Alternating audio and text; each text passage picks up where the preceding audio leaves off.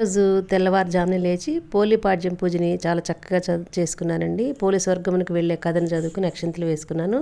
మీలో ఎవరికైనా చిన్నపిల్లలుండి లేదా పెద్దవాళ్ళు పూజ చేయడానికి వీలు పడని పరిస్థితిలో ఉన్నవాళ్ళు ఈ పోలీస్ వర్గం కథని తులసి కోట దగ్గర చక్కగా తులసమ్మలో నీళ్లు పోసుకుని ఈ కథను చదువుకుని అక్షింతలు వేసుకున్న ఈ నెలంతా కూడా కార్తీక స్నానం చేసి కృత్తికా దీపం పెట్టిన ఫలితం దక్కుతుందని చెప్పేసి పెద్దవాళ్ళందరూ చెప్తూ ఉన్నారండి. పోలీస్ వర్గం కథ అందరికీ తెలిసిందే కదండి. ఈ కథలో మనకి భక్తి ప్రధానంగానే ఆర్భాటాలు ముఖ్యం కాదు, భగవంతుడు ఎప్పుడు కూడా మన భక్తినే మెచ్చుతాడు అనే విషయాన్ని చాలా స్పష్టంగా తెలియజేసే కదండి.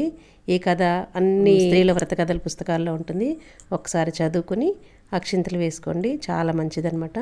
ఇలాంటి మంచి మంచి వీడియోస్ కోసం మన ఛానల్ని ఫాలో అవుతూ ఉండండి.